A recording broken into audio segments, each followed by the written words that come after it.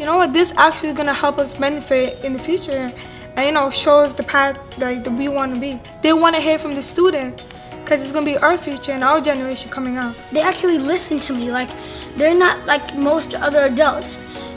And when I'm at the summit, everything that I have to say is important, just like everybody else is.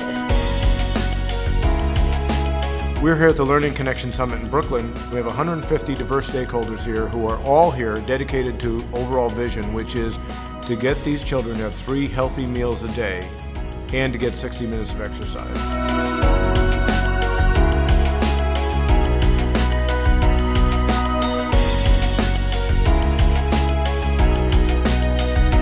My favorite Benjamin May's quote is one in which he said, "It must be borne in mind that the great tragedy of life is not in failing to reach all your goals.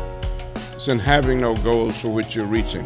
And that's what this 2-day event is all about. The Learning Connection is about building connections among the people in this room. And we've brought together experts and practitioners from all of the pieces of that puzzle. The unique thing about the summit like this is that we spend a lot of time up front getting the right mix of people. We want to get a lot of stuff done while we're here, so we have to make sure that we have people from all walks that would be dealing with these issues. So if somebody comes up and says, "I need a teacher to help solve this," we have one. "We need a kid to help do this," we have one. So appreciative inquiry basically lays the groundwork for a couple of days of brainstorming and being really creative. I think the idea of appreciative inquiry, as opposed to most conferences we have all been to, is to sort of take a step back, and instead of like going through PowerPoint after PowerPoint, it really creates an opportunity for conversations to happen really naturally and for brainstorms and to think big. The past couple of days at the Learning Connections, we've got stakeholders from across New York State and New Jersey to talk about school wellness and talk about how we can incorporate nutrition and physical activity into schools and make sure that that's a priority. We have to have a cultural shift in terms of how people value health education and physical education and nutrition. I mean, it's all sort of one. It's been very, very exciting to actually have the teachers at the table because their focus is from a different point of view, just making sure obviously that the students are safe and getting a good, rounded, well-rounded education. But I don't think that they understood the complexities behind what we do in food services. We really brought the young people here for that very purpose. To do a project for young people and not have them in the room would make absolutely no sense at all. When they spoke, it was difficult to tell that they weren't an adult. It makes you feel good because everybody wants your input and your perspective on what they're saying.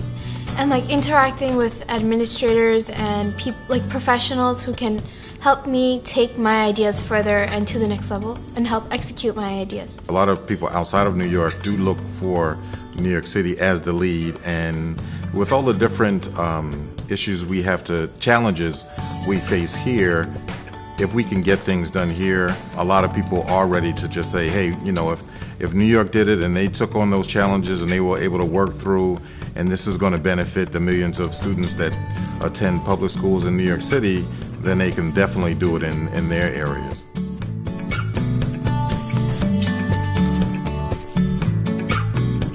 The result of the summit was a commitment to 15 different projects, looking at every aspect of increasing student access to physical activity and nutritious foods. We have teams looking at ways to use technology to track students' activity and investigating how to make buying local products more financially viable for schools. And we have teams focusing on policy change to incorporate breakfast as part of the school day. There's also a group looking to create a resource for school professionals that helps them find funding for their projects. I'm really excited about the project my team is working on, which is to work on creating marketing and training opportunities for culinary school graduates to work in school cafeterias. I think that the movement for better food and healthier children is becoming a perfect storm for change to happen. I think there are many organizations in this Learning Summit who can collectively push the envelope because they can, lobby together for some of this change. It would be nice to have like healthy food around the neighborhood so kids could go, look, let's try something new. Kind of hope that,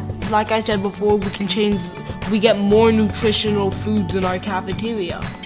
I need to help these kids.